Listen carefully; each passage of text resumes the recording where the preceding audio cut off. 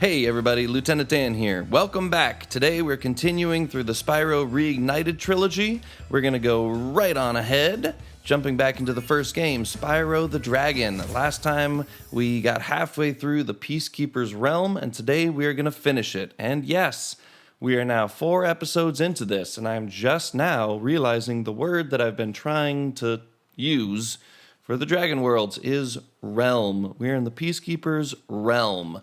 So last time we did Dry Canyon and Cliff Town as well as the Homeworld. And today we are going to head over to, is it Ice Cavern? Is that what it's called? And do the boss and do the flying level. Now, full disclosure, Ice Cavern is probably one of my least favorite levels. I don't know, it's not that bad. It's just not one of my favorites. So maybe this is a prime opportunity for us to share some nostalgia time. Talk about the Reignited Trilogy as compared to the originals, and as someone who grew up with the originals, you know, what that does to me. Good things and bad things. I've been thinking a lot about this and how to accurately describe the mixed emotions of being glad that they've done a remaster of a classic game, and for the most part, done it really well. They did justice to the originals, I will say that. And it's, it's exciting. I think I mentioned before that it's exciting to think that my kids will want to play this game and not think that it's old and lame. Oh, I forgot. Oh, yeah. No, those aren't bad guys. Those are just the butterflies in this level. Okay, yeah. Karate chop. Anyway, I've been trying to think about, consider how do we describe that bittersweetness? Because it is a good thing, but it's also kind of a sad thing. Oh, look, it's like my dad. It's a sad thing to some degree because, you know, there are little changes and it's not the same as when you were a kid. Hold on.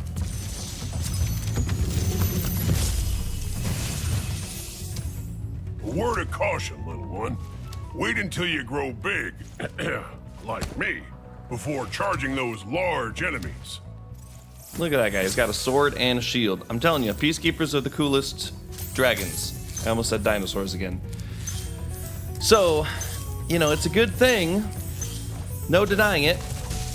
But it's also a bittersweet, moment that it's not ultimately the same as when you were a kid. And here's what I think I've come up with as the way to describe this feeling and a parallel. So when you're a kid, if you were like me, you had a family dog. Maybe you had multiple family dogs and one was kind of your dog. And you loved that thing because it was your dog or your family's dog. And you loved it to death and it was the best thing ever.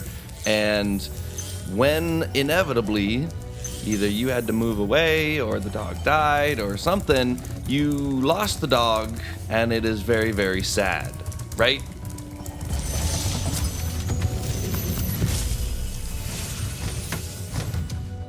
Nice bow. Spyro, some big Gnorcs up ahead are wearing armor, and in the ice cave, armor can make their feet very slippery.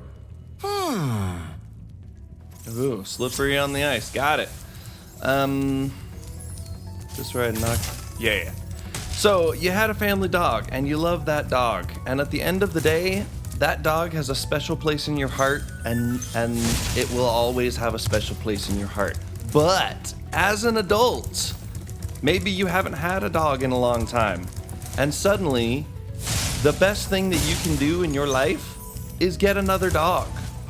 And you get a new dog, and it's great, and you love it, and you care for it. And it's different because you're an adult now, but you love that thing, and it's your dog. And that's good.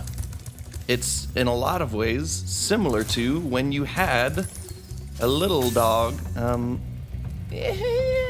don't think I'm supposed to jump from there. I think I'm supposed to jump from up there. We'll come back to that. So in a lot of ways, getting a new dog is like having your old dog back, but at the same time, you will always have a special place in your heart for your original dog.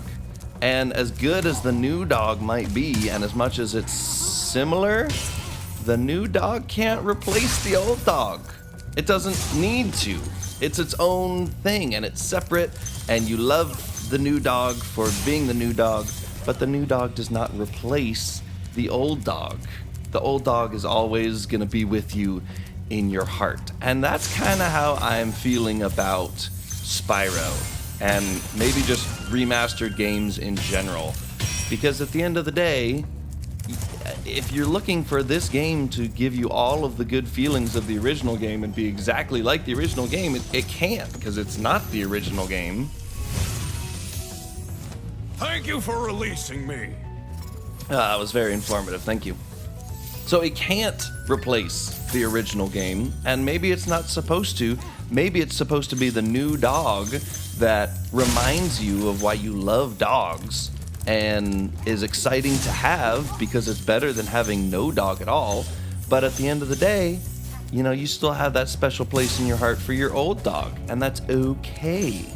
So that is so far the best analogy I have been able to come up with for the Reignited Trilogy, because Spyro the Dragon and the original trilogy on the PlayStation, that's the old dog for me.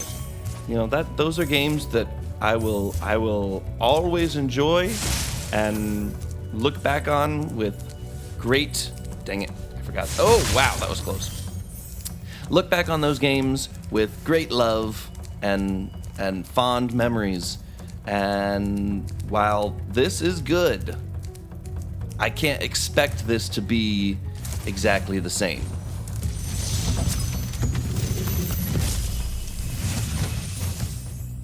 Thanks for freeing me, Spyro. And now, where was I? That guy's purple like Spyro. Okay, enough of the nostalgia stuff, or at least enough of the the dog analogy. We are, I think, actually getting pretty far through this level. Again, this was just not ever one of my favorite levels. Oh, that's right. There's a way to get up there. It's a fine level. It's cool. It's not bad by any stretch. It's just I didn't feel like I had much to talk about in this level anyway, so I figured let's talk shop about the olden days. Talk about the old dog and the new dog. So, to clarify, I like the Spyro Reignited Trilogy for a lot of reasons. But that doesn't mean it has to take the place of, the guys with the skis. Now, I want to check, oh shoot, I thought I could flame the snowballs since they're made of snow. I think I can charge the snowballs. Yeah, okay. I knew you could get past the snowballs one way or another. And let's see, you gotta hit him multiple times to get him off. There he goes. Alright, where'd those bats go? I need a bat lunch. Come here, bat. There you go. I freed your inner butterfly. Woo, that guy. So you want to talk about something, nostalgia and something that they changed. We should talk about the Gnorcs. By the way, I only just recently looked up looked it up and realized that Gnorc is supposed to be a cross between orc, obviously, and gnome. How did I get hit twice? That was weird. So they're like orcs, but less scary, because, it was always designed to be a kid's game. Anyway, the Gnorcs in the Reignited Trilogy, they have chins. They have a jawline. And honestly, like, in the original game, it might be in part or completely because of the limitations of the graphics of the original PlayStation. I don't think so, but their body was just kind of a blob, and their head was a little nub on top, and it all just kind of blended into itself, and there was no distinguishable head. And now all of a sudden these guys have distinguishable heads. Hold on. Oh, another purple You've one. done well, Spyro. Some dragons thought you weren't ready, but I knew they were wrong. I'm ready, all right. Ready for what? Also, that guy had a necklace made out of just solid pieces of metal. How awesome is that? Okay. So we got that way. Nope. Okay. We just got to go back and figure out how to glide to the other stuff. So the Gnorcs, like, it took some creative license with that. I noticed from the very first cutscene when they showed Gnasty Gnorc, I was like, wait, why does Gnasty Gnorc have a chin? Because in the original, it was just kind of a little nub on the top with no distinguishable neck. I think we need to go this way.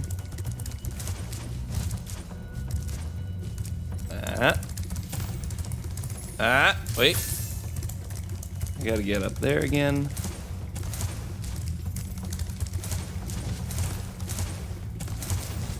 Alright. Oh, and somewhere there's a key.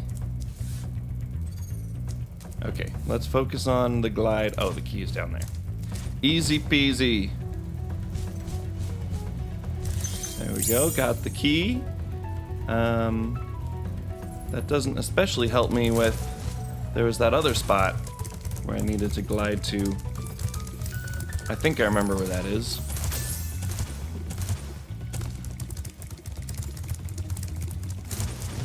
Whee!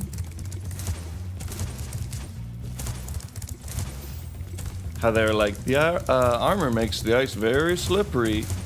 In later games, they actually make the ice itself the slippery thing, so you slide around on the ice too. I don't think that ever happens in the original game here. Oh. Wait, what? But there was that other... Was it just an extra life over there? I feel like I still need to... Is it around that thing? Do I glide from over there? I kind of don't want to run all the way back there and find out, but it's worth it. We're gonna go for it. So wait, have I 100%ed this level? Yeah, okay. Then if this doesn't pan out, we'll just ignore it. Because all we said was that we're gonna 100% the game. I don't need to get every little extra life.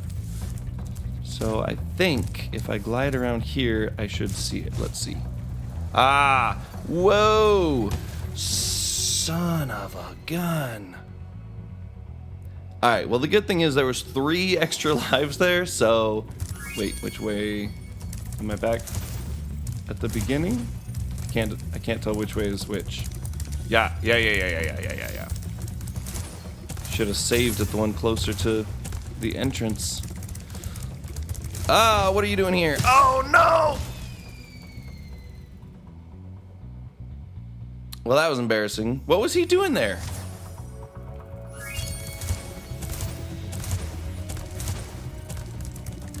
You were not there 5 seconds ago. And I definitely... you. I think I'm going the wrong way again. No, I'm not. Yeah, here we go. Dang, okay. Apparently it saved me way further ahead. Just in case.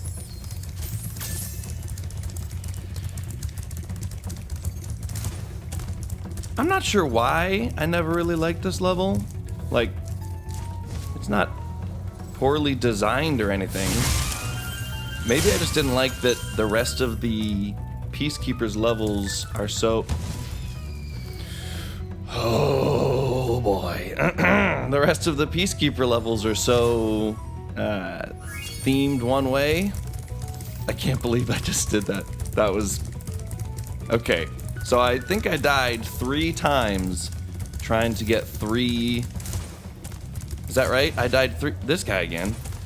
I died 3 times trying to get 3 lives. So that was a net 0. I've played this game before, guys, I promise. Yeah, it might just be that Ice Cavern, you know, the theme doesn't really fit so well with the other desert themes, but I don't know. Okay, we are finally done with that. Phew. Maybe that's why I didn't like the level. It just always took so long. Now, the good thing is it should not take us very long to get through Dr. Shemp. There he is, which is the boss level for this world. And fun fact, Dr. Shemp was always one of my favorite bosses from the original game. In terms of boss ranking, the original game has better bosses than the third game, but not as good as the second game. There. Oh, look, we got like an eclipse thing going on. Not very dark, though. If we had more time, I would tell you guys a really funny and embarrassing story about an eclipse. Okay, remember the big fat ladies from, what was it, Clifftown? They were cooking. They slap these guys and they go kamikaze. You don't actually even have to fight them because they run off the cliff. Good times. You do have to kill these guys, ladies, obviously. You can fight them. They're covered in armor, so you can't... You just gotta boop. But in the original game, as a child, watching these guys run off the cliff was a highly entertaining pastime. Oh, okay, that time they just ran into each other. The funny thing is, the way those guys are dressed, it's almost like they're... Like, they look kind of like Shemp, who's the boss that we're about to fight, to where it's almost like... What? Whoa, you guys are supposed to run off. There you go. Dude. Okay, this is different. I never noticed that. In the original game, they had a running path, and if you got out of their way, they would run and they would fall. There was no chasing, like intentional chasing. Well, that guy just ran into that. Like, they chase you to some degree in this, which is interesting. And this lady. And here we go. So, the guys in the armor, though, they kind of look like Dr. Shemp, the boss, which... Ooh, am I supposed to go all the way over there? I think so. Like, it almost makes it seem like they're in, like, a weird cult, and, like, Dr. Shemp is their cult leader or something, and they're just trying to impress the boss, trying to be like their yeah, there he is. Look, hey Shemp, I'm coming for you. All right, whirlwind, get that stuff. Oh, there was the other place I was supposed to glide. Okay, let's go to that first. Yeah, Dr. Shemp, definitely a cooler boss than Toasty. Uh-oh, I didn't jump. Oh, okay. That was surprising. I was gonna say, I didn't click glide at the top of my jump. But I made it anyway, because the glide mechanics in this game don't always make sense, apparently.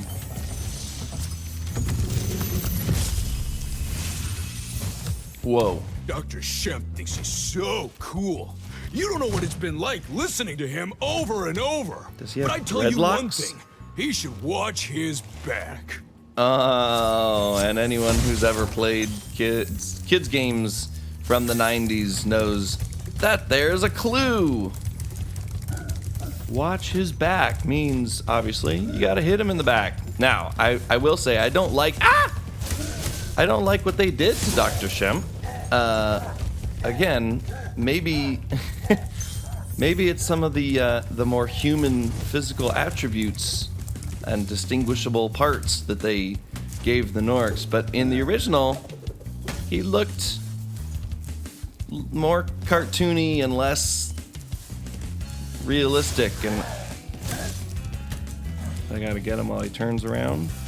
So, like, they gave him a butt and a chin, and I don't know. In my opinion, he does look very weird. Let's make sure we don't miss anything while we're here. But, again, it's the new dog, right? Oh, missed him. See, he changes his attack every time. There we go. Skill point. That's probably from killing him without taking any damage, maybe? Bump, bump, bump. And this should be the last of it. Favorite boss from, there we go, from the Spyro the Dragon, the game? Definitely not Toasty. Definitely not Jacques in the, was it the Dreamweaver's world? I don't even remember what the boss is in, Blowhard is the boss in the Magic Crafters. In that case, my favorite boss is definitely Metalhead in the Beast Maker's realm. But that's a few episodes away for us. So, now that we've done that and that, we are going to... Oh, that was almost a really bad jump. We are going to try our best, because that's all anyone can ask, from Night Flight. Now, I was kind of impressed with myself that I successfully did Sunny Flight in, 3 tries? This one we'll see. No promises. This might get edited down a lot. Because again, somehow I really suck at these flying levels.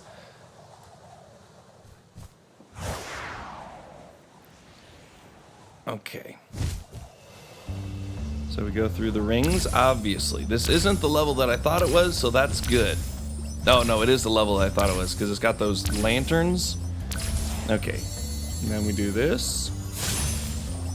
See, the problem is there is a correct order to do it in. Uh-oh. And if you get out of order, you can really mess yourself up. The problem is being able to identify what the order is and not miss anything along the way. And yeah, maybe this is like really basic and everyone else thinks I'm an idiot because I struggle so much with these flying levels. But it's always been a thing. I always do them. I just get really frustrated with them sometimes. Well, so far we're doing excellent. Now we just have the lights, and we just gotta not miss any. There's a light. There's a light. Oh, here we go. There's a light. Oh, this is getting really close. There's a light. There's a light. I don't know which one to go to. This one. No! Ah! Okay, I panicked and I fell.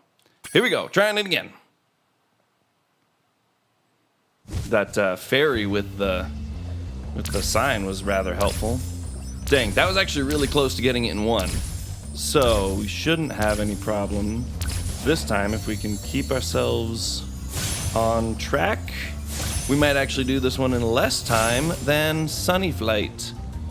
Come on. Sometimes I wish Spyro flew faster, and then sometimes I really don't. Flying levels were a cool thing to have in the original Spyro, because obviously he's a dragon, and you're like, dragons should fly, and then you're like, well, he's a little dragon, so maybe he can only glide. And then you're like, but wouldn't it be cool if he could fly? And they're like, here, have some flying levels. In the second and third game, they actually have power-ups in some levels that allow you to fly for a limited amount of time inside the levels. So while you couldn't do that at all here in this game, you could do that in different places in the other games. I think we're on the right track. Come on. Come on. Oh, there's one there I would have missed. That was the one I would have missed. Okay, we're gonna make it. Oh, I got a good feeling about this. 5 seconds. Look at that. Yeah. Okay. 2 tries. No, I'm not gonna retry. Woo! We did it. There's no reason to retry. Fun fact, in later games, if you're not familiar, they actually add like extra challenges and stuff inside the flying levels. So there is a reason to...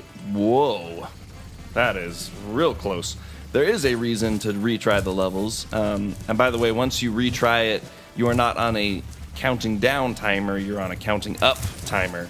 And you can try to beat your personal goal, or you can just fly around. You know, I used to do that sometimes, just fly around. I can't believe how fast you found so much stolen treasure. Why, thank you. Hop aboard for the Magic Crafters world if you're ready.